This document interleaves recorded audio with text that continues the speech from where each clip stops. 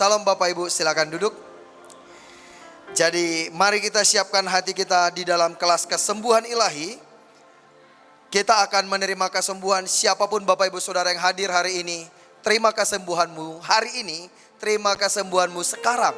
Tetapi bukan hanya kita menerima kesembuhan, tetapi juga kita pulang membawa kesembuhan di desa kita, di daerah kita, di kota kita, di provinsi kita, bahkan di seluruh bangsa ini. Amin.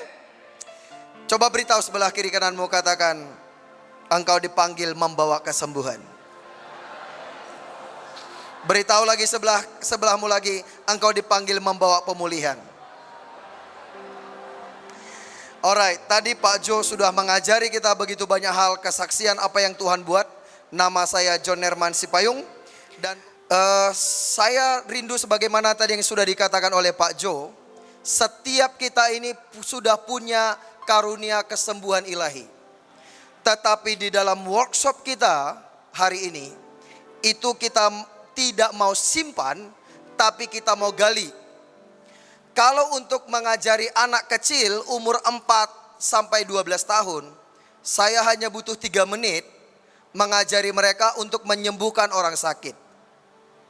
Dan everyday nanti boleh dilihat di YouTube, di TikTok, di Instagram, ketik namanya HOTS Movement. HOTS itu HOTS, Healing on the Streets Movement. Dalam 4 bulan kita mentraining 2060 orang membuat kesembuhan di jalan-jalan di 26 kota. Dan kemudian mulai dari tanggal 10 ini kita buat lagi di 12 kota sampai di Papua, di Sulawesi, di NTT. Dan kemudian ini kita mau buat di seluruh Indonesia, di 516 kota dan kabupaten dan 740.000 desa. Dan kemudian bergerak dalam kesembuhan sebenarnya itu bukan sekedar karunia. Bahkan bergerak dengan kuasa kesembuhan itu sebenarnya adalah kehendak Tuhan buat setiap orang percaya. Itu adalah fasilitas orang percaya. Saya sudah lama tidak tompang tangan buat orang sakit. Mungkin udah 8 atau 10 tahun. Kalau ada orang bersama saya akan training orang itu. Mendoakan orang sakit hanya butuh 3 menit. Tadi saya berkata kalau anak kecil, saya hanya butuh 3 menit mentraining mereka. Bagaimana saya mentraining anak kecil mendoakan orang sakit? Sebagaimana yang tadi dulu tahun 2009 di Aceh ya Pak. Kita baptis 420 orang. Ya mungkin kapan-kapan boleh kesaksian Pak Zega ya. Dan bagaimana kesembuhan itu sebenarnya very simple. Sangat mudah membawa kesembuhan. Semudah minum air. Nanti kita lihat ayatnya. Tapi mendidik anak itu saya hanya berkata seperti ini. Untuk anak kecil saya berkata, siapa yang percaya Tuhan Yesus? Saya. Yohanes 1 ayat 12 berkata, barang siapa percaya kepadanya diberi kuasa menjadi anak-anak Allah. Ketika Bapak Ibu Saudara saya bilang sama anak-anak itu gini, ketika semua adik-adik anak-anak engkau percaya kepada Yesus, maka engkau menjadi anak Tuhan Yesus. Itu yang firman Tuhan katakan. Anak ikan seperti ikan, anak burung seperti burung, anak kuda seperti kuda. Anak burung kita gak usah ajarin terbang, dia bisa terbang. Anak ikan gak usah ajari berenang, dia langsung bisa berenang. Anak kuda begitu lahir jebret langsung bisa lari. Karena anak kuda seperti kuda, anak burung seperti burung, anak ikan seperti ikan, anak Tuhan Yesus. Seperti apa yang Tuhan Yesus bisa lakukan? Menyembuhkan orang sakit, membuat mukjizat, membuat banyak keajaiban. Kalau anak burung seperti burung, anak ikan seperti ikan, maka anak Tuhan Yesus seperti, maka siapa yang sakit maju ke depan, anaknya maju. Siapa yang mau dipakai Tuhan Yesus, doakan. Tidak ada yang tidak sembuh. Sembuh semua. Gak nyampe 3 menit kan? Very simple. Apalagi ini semua kita adalah pasukan terdahsyat. Bapak Ibu, saya rindu kita mulai melihat begini. Tuhan mau saya bergerak dengan signs, wonders, and miracles. Tuhan bawa penginjilan ke seluruh Indonesia dan juga ke bangsa-bangsa. Tuhan ajarin saya karena saya sering ditolak oleh pendeta. Tapi saya belum pernah ditolak oleh ustadz dan kiai. Saya banyak masuk ke pesantren dan juga ke masjid.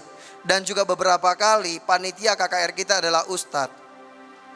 Dan beberapa kali panitia KKR kita adalah preman dan gangster, pemimpin ormas Bapak Ibu Saudara. Tetapi saya belum pernah diusir oleh mereka. Diusir pendeta sering. Ujung-ujungnya apa? Tadi Pak Jo sudah beritahu. Pasti ujungnya kau bangun gereja di sini. Padahal saya nggak pernah bangun gereja dimanapun. Di Jakarta pun kita Tuhan kasih penggembalaan. Kita gerejanya movement. Kita buat kegerakan di mana-mana. Nah jadi kemudian Bapak Saudara, saya bilang, Tuhan Engkau suruh aku penginjilan, tapi aku ditolak oleh banyak gereja. Dan kemudian malam itu saya tahu Roh Kudus berbicara dengan jelas. Baca lagi Injil. Buat saya sudah baca Injil ratusan kali. Tapi begitu saya taat, saya mulai mengerti bagaimana Tuhan Yesus memberitakan Injil dari kota ke kota, desa ke desa, dari rumah ibadah ke rumah ibadat yang lain.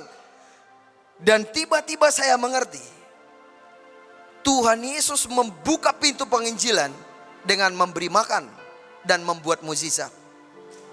Bapak Ibu Saudara tahu, gaya penginjilan saya jadi berbeda.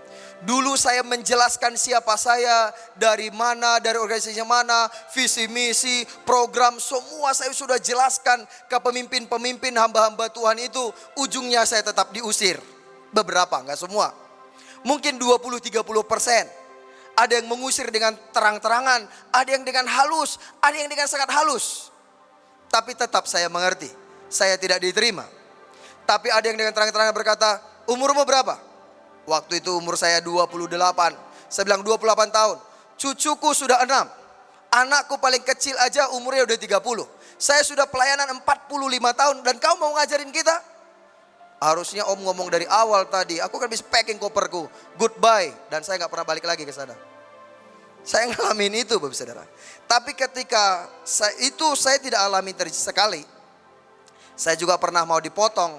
Katamu Tuhanmu dahsyat. Coba kamu doa ya, habis itu tebas lehermu. Kalau enggak putus, barulah aku percaya katanya.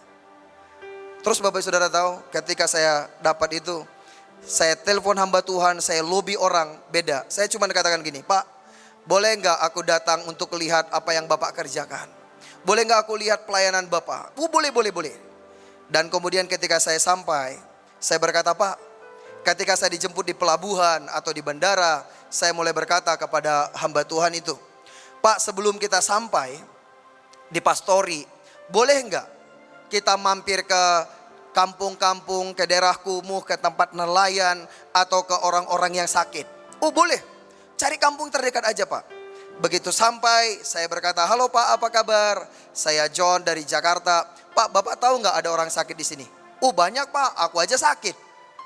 Ini lututku ini Pak, udah 7 tahun Pak. Saya makan obat terus. Kalau dikumpulin mungkin udah 2 karung Pak obatnya Pak. Nggak sembuh-sembuh. Bapak mau sembuh? Mau Pak. Dalam nama Yesus sembuh. Coba Pak lompat. Coba Pak lari. Gimana Pak? Iya sembuh beneran saya. Bapak tahu lagi nggak ada orang sakit di sini? Panggil mereka Pak. Dia pergi 5-10 menit. 50-70 orang kumpul di situ. Kadang-kadang ada meja, kadang-kadang ada motor di situ. Saya berdiri, saya khotbah 10 menit. Dan kemudian saya berkata, ada yang lebih penting daripada kesembuhan, yaitu keselamatan. Kemudian saya ajak mereka terima Yesus dulu. Baru kemudian saya berkata, sekarang kalian sudah percaya. Alkitab berkata, tanda-tanda ini menyertai orang percaya. Meletakkan tangan seorang sakit menjadi sembuh. Sekarang taruh tanganmu di tempat yang sakit atau di atas kepala, kita berdoa. Setelah itu cek, periksa. Lakukan yang kau tidak bisa lakukan sebelumnya. Biasanya mereka 100% sembuh. Kalau mereka bukan orang Kristen. Tapi kalau di gereja 50% sembuh, sudah bagus. Tapi pernah ada beberapa gereja, pernah di Timur Leste, di Bakau tepatnya. Itu pertama yang paling ajaib menurut saya, 100% sembuh. Tapi itu jarang banget kalau dalam gereja. Kalau di lapangan biasa Bapak Saudara. Nah sekarang kita akan belajar dengan cepat. Nanti presentasinya Bapak Ibu Saudara juga bisa minta. Kita akan belajar 6 rahasia menerima mujizat kesembuhan. Tadi dasarnya sudah sangat bagus diletakkan Pak Jo, bahwa doakan saja sembuh gak sembuh itu bukan urusanmu. Benar sekali Bapak Ibu Saudaraku. Itulah juga kalau orang sering tanya kepada saya, Pak John, kalau engkau doakan orang sakit, apakah mereka sembuh? Saya bilang, sembuh. Apakah sembuh semua? Tidak. Ada yang mati juga Bapak Saudara. Bahkan paling cepat 30 detik setelah amin, langsung berangkat ke surga. Pernah. Kalau tunggu beberapa jam, besoknya sering Bapak Saudara.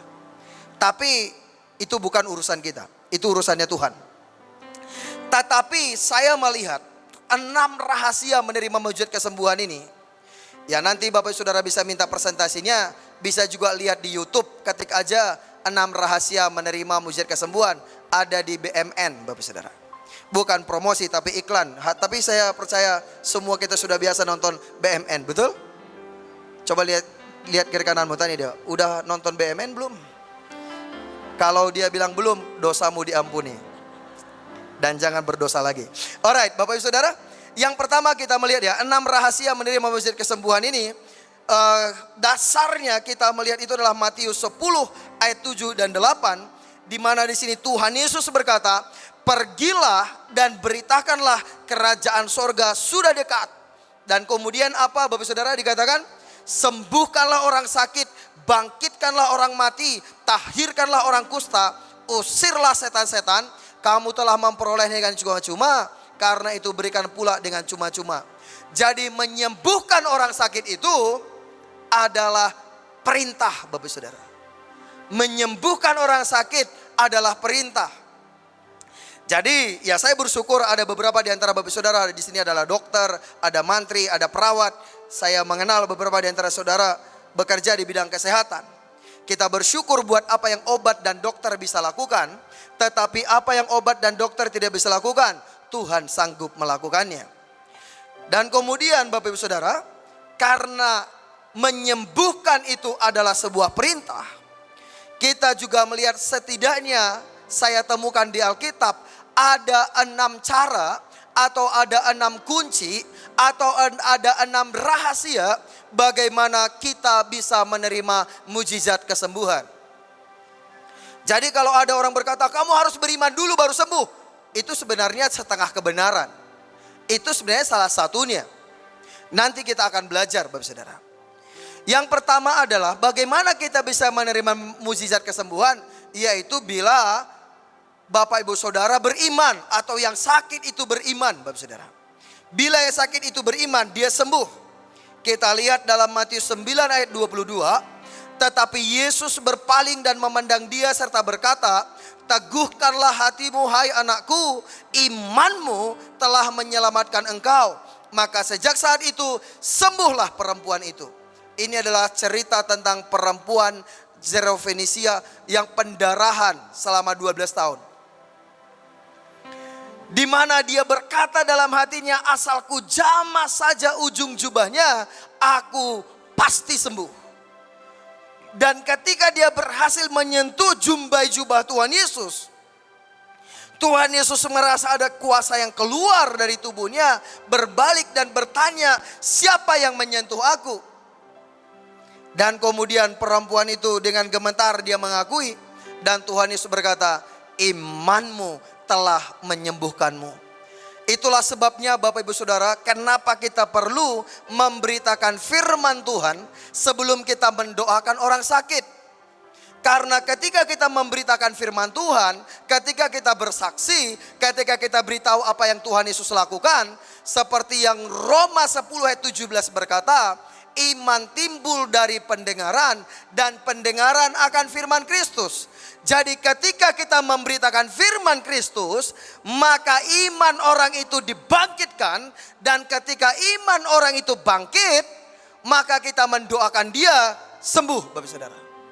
Karena Tuhan Yesus berkata, imanmu telah menyembuhkanmu. Jadi bagaimana kalau yang sakit itu tidak beriman? Apakah dia bisa sembuh? Karena tidak semua orang sakit bisa beriman.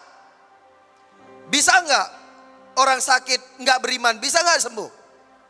Bisa Bapak Saudara. Caranya bagaimana? Kalau bapaknya beriman Bapak Saudara. Kalau orang sakit itu nggak beriman, tetap bisa sembuh kalau bapaknya beriman. Contohnya kita lihat di dalam Markus 9 ayat 23 sampai 24. Jawab Yesus, katamu jika engkau dapat, tidak ada yang mustahil bagi orang yang percaya.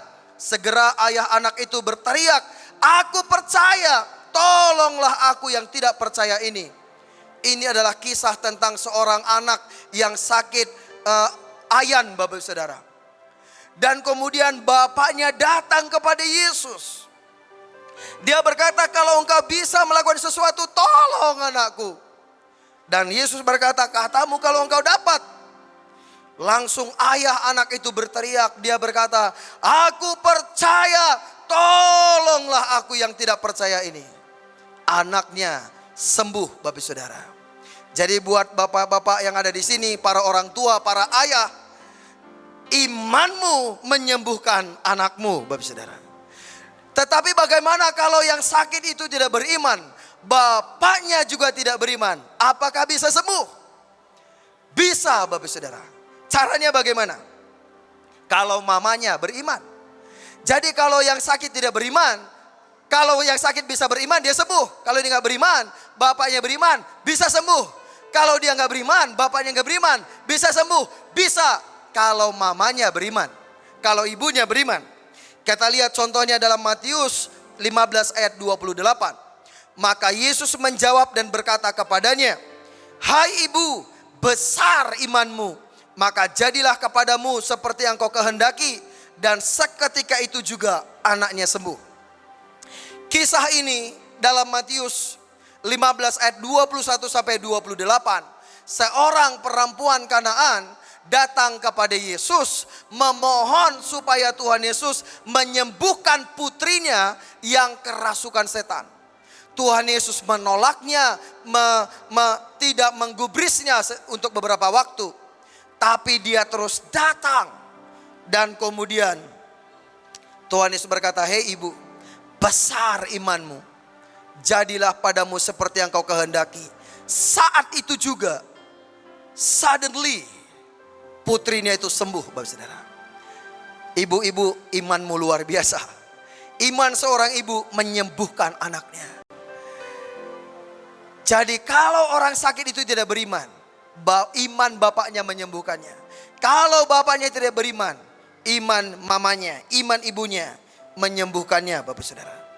Jadi bagaimana kalau yang sakit tidak beriman, bapaknya tidak beriman, mamanya tidak beriman, apakah bisa sembuh? Bisa, Bapak Saudara. Bagaimana caranya? Kalau bosnya beriman.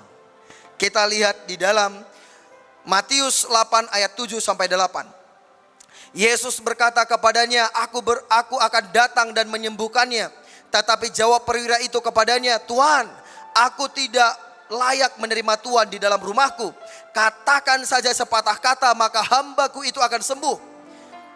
Ayat yang ke-10, Bapak Saudara. Setelah Yesus mendengar hal itu, heranlah ia dan berkata kepada mereka yang mengikutinya, aku berkata kepadamu, sesungguhnya iman sebesar ini tidak pernah aku jumpai pada seorang pun di antara orang Israel. Ayat 13. Lalu Yesus berkata kepada perwira itu, pulanglah dan jadilah kepadamu seperti yang engkau percaya. Maka pada waktu itu juga, pada saat itu juga, hambanya itu disembuhkan.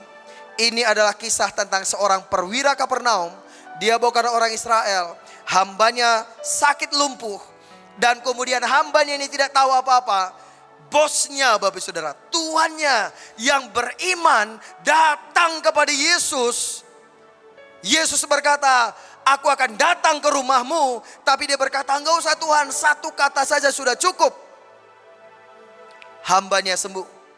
Buat Bapak Ibu Saudara, kalau engkau adalah seorang bos, engkau seorang pemimpin, engkau punya karyawan, ada orang-orang lain di bawahmu, imanmu menyembuhkan mereka, Bapak Saudara. Haleluya. Jadi kalau Bapak Ibu Saudara seorang pemimpin, seorang bos, engkau punya kuasa, punya otoritas. Ketika engkau datang kepada Yesus, imanmu menyembuhkan mereka. Tapi apa yang terjadi, Bapak Saudara? Kalau yang sakit itu tidak beriman, bapaknya tidak beriman, mamanya tidak beriman, bosnya pun gak beriman, apakah bisa sembuh? Bagaimana caranya? Kalau teman-temannya beriman, Bapak Saudara. Jadi karena itulah firman Tuhan berkata, pergaulan yang buruk merusak kebiasaan yang baik. Karena itu bergaullah dengan orang-orang yang beriman, karena iman teman-teman kita menyembuhkan. Saya bacakan dari Matius 9 ayat 2. Maka dibawa oranglah kepadanya seorang lumpuh yang terbaring di tempat tidurnya. Ketika Yesus melihat iman mereka. Iman siapa, Bapak Saudara? Iman mereka. Siapa mereka? Teman-temannya orang lumpuh yang menggotong dia, yang pintu penuh, jendela penuh, diturunkan dari atap, Bapak Saudara. Mungkin di mana Yesus berkhotbah atapnya begini bisa dibuka, jadi nggak ada namanya lantai 1, 2 gitu ya. Dan apa yang terjadi? Ketika Yesus melihat iman mereka, berkatalah ia kepada orang lumpuh itu, percayalah hai anakku, dosamu sudah diampuni. Jadi iman sahabat menyembuhkan. Bergaullah dengan mereka yang beriman, yang memperkatakan firman, yang memperkatakan yang positif, bukan yang negatif, Bapak Saudara. Karena iman sahabat menyembuhkan. Pertama, imanmu telah menyembuhkanmu. Iman seorang bapak menyembuhkan, iman seorang ibu menyembuhkan, iman seorang bos menyembuhkan, iman seorang sahabat menyembuhkan. Tapi bagaimana kalau dia nggak beriman, bapaknya, mamanya, bosnya, sahabatnya nggak beriman, Bapak Saudara? Apakah bisa sembuh? Bisa, Bapak Saudara. Bagaimana caranya? Kalau Tuhan mau, dia sembuh, Bapak Saudara. Mari kita lihat di dalam Yohanes 5 ayat 5 sampai 6 dan 8 sampai 9. Di situ ada seorang yang lumpuh 38 tahun lamanya, Bapak Saudara, sakit. Ketika Yesus melihat orang itu berbaring di situ, dan karena ia tahu bahwa ia telah lama dalam keadaan itu, berkatalah ia kepadanya, maukah engkau sembuh? Kata Yesus kepadanya, bangunlah dan angkatlah tilammu dan berjalanlah. Dan pada saat itu juga sembuhlah orang itu. Lalu ia mengangkat tilamnya dan berjalan. Tetapi hari itu hari Sabat. Bapak Ibu Saudara, sekalipun yang sakit itu tidak beriman, bapaknya, mamanya, bosnya, temannya gak ada yang beriman, orang itu tetap bisa disembuhkan. Caranya bagaimana? Kalau Tuhan mau, dia sembuh. Bapak Ibu Saudara bayangkan, orang yang lumpuh ini, dia bukan lumpuh setahun 2 tahun. Dia lumpuh 38 tahun. 38 tahun diletakkan di pinggir kolam Bethesda. Saudaranya, keluarganya, temannya, tidak ada yang peduli sama dia. Alkitab berkata, ketika malaikat turun ke kolam itu dan menggoyangkan air kolam itu, siapapun yang duluan masuk, apapun penyakitnya pasti sembuh. Saya berpikir, Bapak Ibu Saudara, kenapa tidak ada satu keluarganya yang menunggu di situ? Mungkin dia dikasih kursi roda atau kursi yang ada rodanya. Begitu kolamnya digoyang malaikat, tinggal ditendang aja kan? Tinggal ditendang atau didorong masuk ke kolam, pasti sembuh. Gak ada yang peduli. Keluarganya mungkin hanya berpikir, daripada menjadi beban di rumah, menjadi sampah di rumah, mending tinggal taruh di situ, tinggal taruh di sana, biar dia terserahlah di situ. Dan dia sudah hopeless. Mungkin dia sudah berpikir, ya udahlah aku di sini sampai mati. Karena itulah ketika Tuhan Yesus datang dan bertanya, maukah engkau sembuh? Dia nggak bisa berkata mau, tapi dia mulai memberikan banyak alasan. Tetapi Bapak Saudara tahu, walaupun hari itu adalah hari Sabat, dan Tuhan Yesus berkata, bangkitlah, angkat tilammu dan berjalan. Saat itu juga dia sembuh. Bapak Ibu Saudara, sering orang bertanya kepada saya, apa yang membuat Pak John berani buat KKR di mana-mana? Saya juga sudah 12 hampir 14 tahun ini tidak pernah gunakan nama KKR. Tetapi spanduknya selalu kita buat, pesta mukjizat, pesta kesembuhan. Dan orang-orang sering bertanya, apakah engkau yakin mereka sembuh? Saya bilang pasti sembuh. Kenapa? Karena saya membawa firman kesembuhan, yaitu Injil. Karena Roma 1 ayat 16 berkata, Paulus di situ berkata, sebab aku memiliki keyakinan yang kokoh akan Injil. Karena Injil adalah kekuatan Allah. Di dalam bahasa Inggris lebih tajam dikatakan, I have confidence in gospel because gospel is the power of God. That means wherever you preach gospel, the power of God will be there. Dimanapun engkau memberitakan Injil, kuasa Tuhan akan dimanifestasikan di situ. Di mana ada kuasa Tuhan, sesuatu pasti terjadi. Yang berdosa diampuni, yang sakit disembuhkan, yang terikat dilepaskan, Bapak Ibu Saudara. That's the gospel. Oleh karena itu, tidak ada keraguan sedikit pun. Karena apa? Mungkin imanku tidak cukup. Mungkin iman orang itu tidak cukup. Mungkin iman bapaknya, mamanya, saudaranya tidak cukup. But if God's will, tapi kalau Tuhan mau, nothing is impossible. Seperti yang tadi Pak Jo katakan, penghambat terbesar kita adalah pikiran kita. Our mind is the greatest battle zone. Pikiran kita adalah tempat peperangan terbesar. Oleh karena itu Bapak Saudara, jangan berjalan dengan pikiran dan perasaan. Jalan dengan firman dan dengan iman. Karena begitu banyak orang di luar sana, mereka membutuhkan kesembuhan, mereka membutuhkan pemulihan. Mereka menunggu Bapak Ibu Saudara dan saya mengerti mandat, otoritas, kuasa yang Tuhan sudah berikan kepada kita. Saya juga sering berkata, menyembuhkan orang itu adalah tanda orang percaya. Markus 16 ayat 17 sampai 18. Tanda-tanda ini menyertai orang percaya. Ada 4 tandanya. Yang keempat adalah menyeletakkan tangan atas orang sakit jadi sembuh. Jadi kalau Bapak Ibu Saudara berkata, aku orang percaya, maka engkau bisa menyembuhkan semua orang. Amin Bapak Ibu Saudara. Sentuhanmu, jamahanmu menyembuhkan orang yang sakit. Haleluya. Inilah jatah kita untuk menjadi pasukan Tuhan berdiri di hari-hari terakhir ini. Bukan dengan kekuatan, bukan dengan kegagahan kita, melainkan oleh karena roh Tuhan, melainkan oleh karena panggilan Tuhan. Karena ini memang panggilan dan destiny kita. Untuk itulah kita ada. Bagian kita untuk memberitakan, bagian kita untuk mendoakan. Roh Kudus membuat orang itu percaya. Tuhan juga membuat mereka sembuh. Tapi apa yang membuat banyak orang percaya tidak berjalan? Mereka berpikir bagaimana kalau nggak sembuh.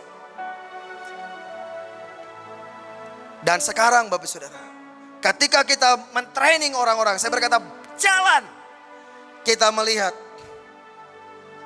setidaknya Bapak Saudara 90% sembuh. 90% at least. Tapi memang saya menyadari seperti yang tadi Pak Jo bilang.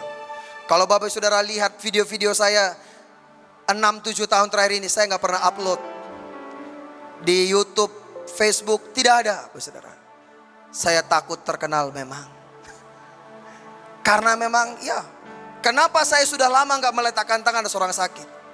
Sekitar 12 atau 13 tahun yang lalu, banyak orang memanggil saya, halo Pak Joner penyembuh. Itu menakutkan buat saya Bapak Saudara. Itulah sebabnya buat Bapak Saudara yang pernah ikut dengan saya sudah lama tidak menyentuh orang untuk mendoakan kesembuhan. Kecuali kalau tidak banyak orang atau Tuhan suruh, saya akan lakukan. Tapi tanpa sentuhan saya berkata, Tuhan, ini adalah kehendak-Mu, ini yang Kau mau.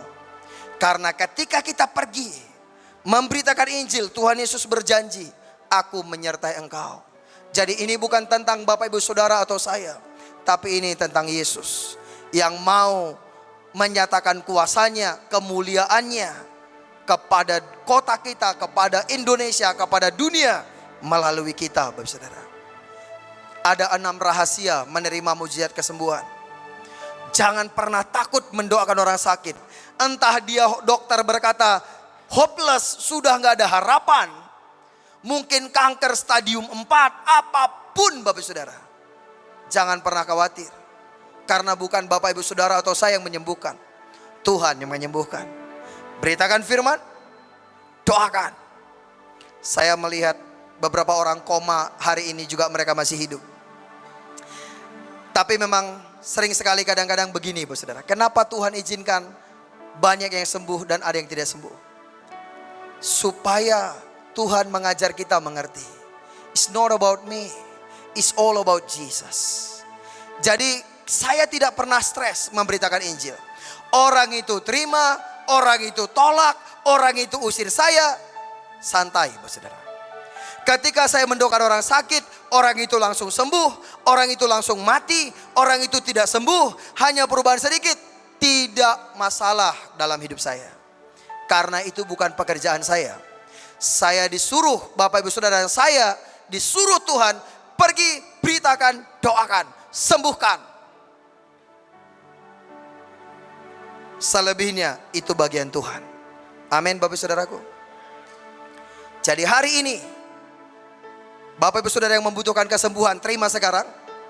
Dan buat Bapak Ibu Saudara, aku sehat, tapi aku mau membawa kesembuhan di kotaku. Terima sekarang Bapak Ibu Saudara. Receive it now. Saya melihat di mana ketika pergi ke pulau-pulau, ke kota-kota, di bangsa-bangsa, dimanapun. Bahkan saya ingat saya masuk beberapa negara tanpa perencanaan dan tanpa kontak person. Supaya Bapak Ibu Saudara ngerti bagaimana kuasa Tuhan itu benar-benar mau mengalir melalui hidup kita. Kemudian kita berdoa begini. Suatu ketika saya mau ke Ghana di Afrika, Bapak Saudara. Dan kemudian saya tidak punya rencana untuk ke Ethiopia karena saya cari kedutaan Ethiopia di Malaysia, saya tidak ketemu. Tapi saya ambil Ethiopian Airlines. Singkat cerita, Tuhan bisa rekayasa dengan ajaib. Itu pesawat transit ke Accra, yaitu ke Ghana, 2 hari full. Sehingga saya tinggal di Addis Ababa, di Ethiopia 2 hari. Dan sebagai permintaan maaf dari Ethiopian Airlines, saya dikasih hotel, dikasih airtime, bisa telepon ke seluruh dunia 30 menit, yaitu kepada keluarga dan negara tujuan. Kemudian juga dikasih dana $300 per hari. Dan Bapak Ibu Saudara tahu, saya jadi punya dana buat KKR, memberi makan buat KKR di Ethiopia Bapak Saudara. Pagi-pagi kami landing jam 6 pagi, pesawatnya harusnya terbang jam 8. Tetapi saya nggak naik pesawat, tapi masuk ke hotel. Begitu dari hotel saya langsung tanya, di mana sini pasar? Nggak ada kenalan Bapak Saudara. Nggak ada kenalan karena nggak ada program ke sana. Tapi kita buat setidaknya ada 7-8 pesta mujizat, pesta kesembuhan. Caranya bagaimana? Saya pergi ke pasar, saya cari tempat yang tinggi. Saya berkata, hello Addis Ababa, I'm from Indonesia. Any one of you would like to hear about Indonesia? Ada yang mau dengar tentang Indonesia? Seseorang boleh terjemahkan saya. Saya cerita tentang Indonesia mungkin 3 menit atau 5 menit. Kemudian saya berkata, I bring good news. Saya membawa kabar baik. Semua yang sakit akan disembuhkan. Ada yang sakit nggak? Maju ke depan. Dalam nama Yesus sembuh. Ternyata ada beberapa Kristen dia berkata, so you are missionaries. Kamu misionaris ya? Mau nggak datang ke gerejaku? Langsung KKR sehari 3-4 kali Bapak Saudara. Dan kemudian karena apa? Karena kalau kita kenalan melobi kesuen kata orang Jawa Bapak Saudara. Kelamaan. Tapi kalau kita jalan dengan kuasa, otoritas dan kesembuhan, sangat mudah, cepat terbuka. Bapak Ibu Saudara mau? It's not about you, it's all about Jesus.